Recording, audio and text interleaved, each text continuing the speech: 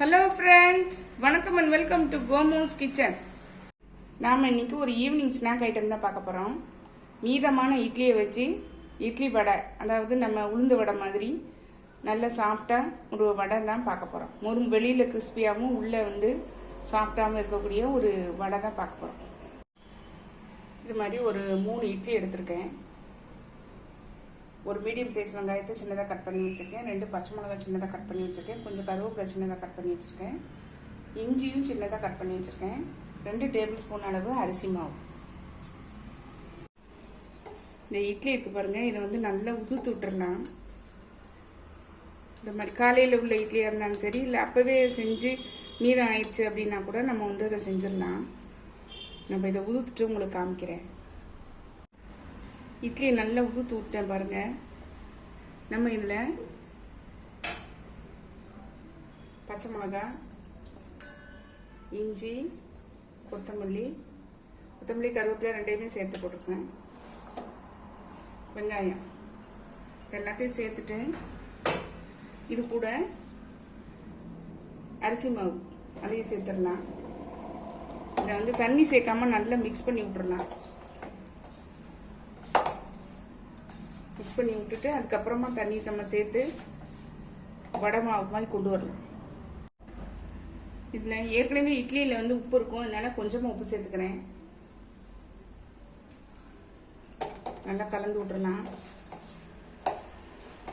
கலந்து விட்டுட்டு கொஞ்சம் கொஞ்சமாக தண்ணி சேர்த்து நம்ம நல்லா மிக்ஸ் பண்ணிடலாம். மொத்தமாக ஊற்றிடாதீங்க தண்ணியை.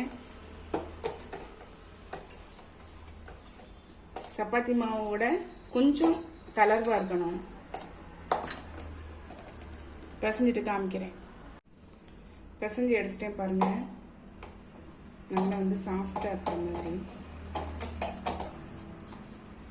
இருக்கட்டும். இப்போ நம்ம வடைகளை தட்டி போட்டுடலாம். கைகளை ஈரம் பண்ணிடுச்சு. நமக்கு எந்த சைஸில் வடை வேணுமோ அந்த சைஸ்க்கு நம்ம எடுத்துக்கலாம் மாவை.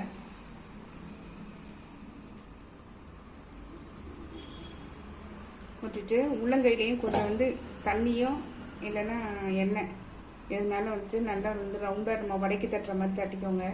விரிசல் இருந்ததுன்னா கொஞ்சம் அதை சரி பண்ணிக்கோங்க. நடுவில் ஒரு ஹோல் போட்டுங்க.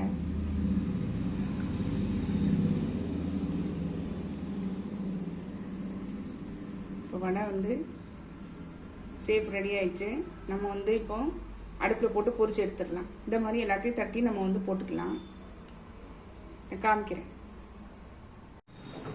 அடுப்பில் எண்ணெய் ஊற்றி வச்சுருக்கேன். எண்ணெய் காஞ்சிருச்சு பாருங்க. நம்ம இப்போ தட்டி வச்ச வடையை போட்டுடலாம்.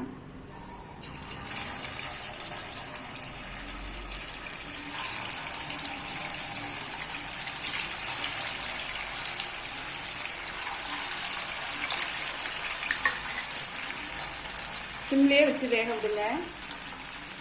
வெந்த உடனே காமிக்கிறேன் உங்களுக்கு. வடை பாருங்க நல்லா வெந்து ரெடி ஆயிடுச்சு பாருங்க. எடுத்துடலாம். பாருங்க எப்படி சூப்பராக இருக்கு.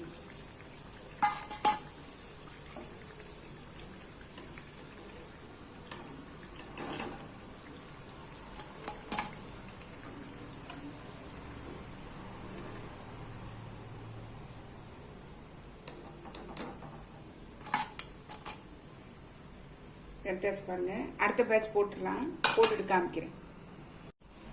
நம்மளுடைய இட்லி லெஃப்ட் ஓவர் இட்லி வடை சூப்பராக ரெடி ஆயிடுச்சு பாருங்க. டேஸ்ட்டும் செம்மையாக இருக்குங்க. கண்டிப்பாக ட்ரை பண்ணி பாருங்க. ட்ரை பண்ணி பார்த்து கமெண்ட்ல சொல்லுங்க. லைக் பண்ணுங்க, ஷேர் பண்ணுங்க, சப்ஸ்கிரைப் பண்ணுங்க. பக்கத்தில் உள்ள பெல் ஐக்கானை கிளிக் பண்ணுங்க. நாளைக்கு வேற ஒரு ரெசிபியில் உங்களை சந்திக்கிறேன். பை. தேங்க்யூ. இப்படி முறுன்னு இருக்குங்க.